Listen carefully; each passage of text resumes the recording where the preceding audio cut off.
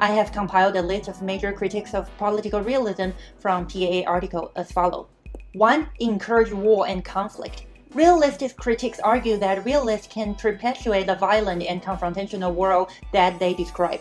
By assuming the uncooperative and egoistic natures of humankind and the absence of hierarchy in the state system, realists encourage leaders to act in the ways based on suspicions, powers, and force. As a result, realism might be viewed as a self-fulfilling prophecy. Realists, on the other hand, believe that leaders face endless constraint and limited opportunities for cooperation.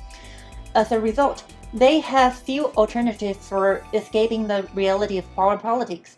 For realists, facing reality of one's situation is prudent and rational. Realists also often argue that realism actually encourages the leader to be extremely cautious when deciding where and when to use military power, and only use it when it serves your national interest. 2. Democratic peace theory. Democratic peace theory claims that realism does not apply to democratic state-to-state relations because studies show that democratic states do not go to war with one another.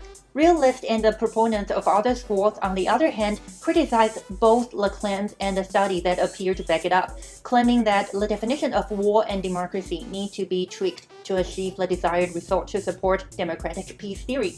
3. Inconsistent with non-European politics. Scholars have argued that realist theories, particularly realist conceptions of anarchy and power balance, have not characterized East Asian and African international relations. 4. State-centrism.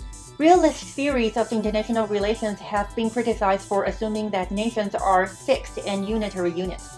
One analogy is that it seems states a solid ball bouncing around the table, never pausing and examine what is inside each one and why it moves the way it does. 5.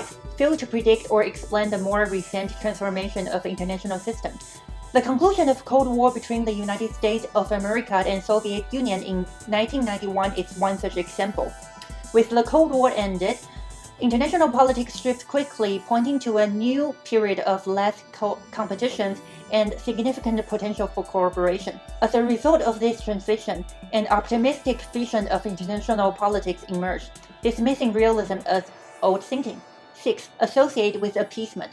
It might sound weird that a theory focusing on the competing nature of international relations is associated with appeasement, but remember I mentioned earlier, realism actually encourages the leader to only use military force when it serves the national interest, and generally oppose liberal interventionism, an idea proposed that liberal international organizations or nations can intervene in other nations in order to pursue liberal objectives.